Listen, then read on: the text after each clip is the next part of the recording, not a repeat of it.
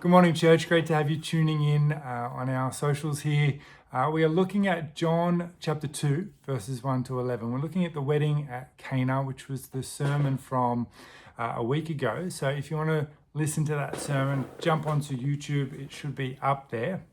There were 5 main points that I made around this, or 5 areas that we looked at in particular in terms of this passage. We saw that there was a setting established. There was a wedding at Cana.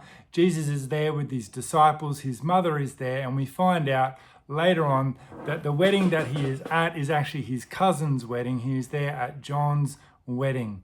We see that this need arises. They run out of wine, which is kind of a bit of a faux pas at a wedding. But they go, okay, what do we do? And we see in this need, when it arises, we see some really, really important stuff. Mary's mother does 2 things in particular. She turns to Jesus. So she has this need. She goes, okay, we've got this problem. We need to fix it. She doesn't rely upon herself. She doesn't trust her own understanding. She doesn't trust her own abilities. In fact, she knows who Jesus is, and she turns to Jesus and says, hey, Jesus, can you please take care of this?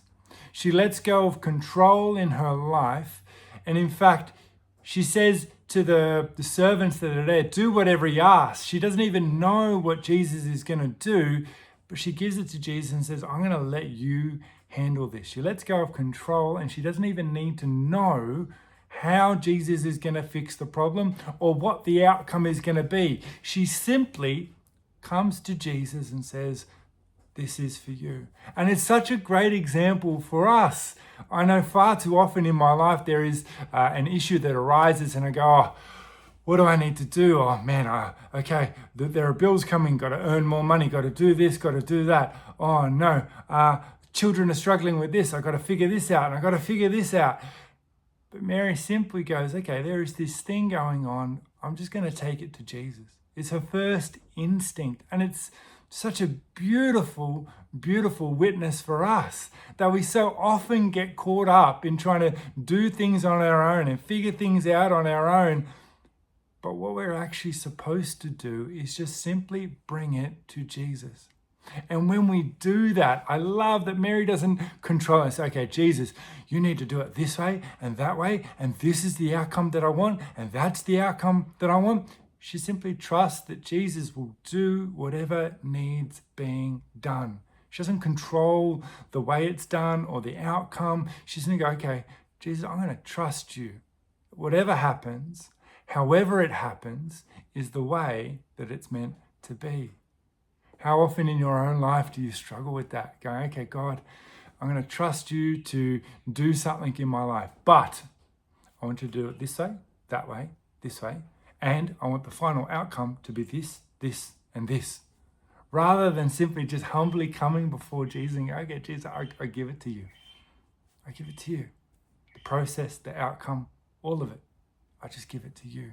She shows such incredible faith in the way in which she trusts Jesus. And what do we see happens? Well, Jesus turns water into wine. And I was reading through a few facts, and one of them was that there is this beautiful abundance in the miracle that Jesus does. He doesn't just go, okay, we need some wine.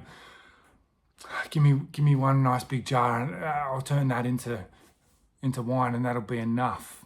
But from what I've read, Jesus transforms around 454 to 600 liters of water into wine. There is this abundance in the miracle.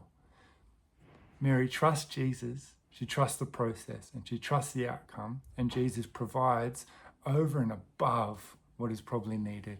He just pours out his love over the people and says, yeah, I'm just going to provide for you. And it's this great example of what Jesus does in every aspect of our life, that he just pours out his love into our needs in just this abundance that we can't understand.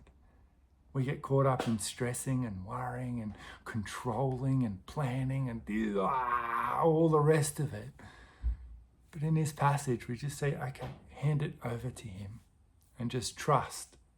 Not only will it be enough, whatever is provided will be more than enough. And so today, as you go throughout your day, have a think about, is there an area of your life where you need to just hand it over to Jesus and go, Jesus, actually, I don't know what to do here. And even if I do, I probably shouldn't do it my way. So I'm just going to hand it over to you, Jesus.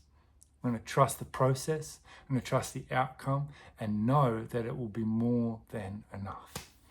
All right, everyone. God bless. Have a lovely day.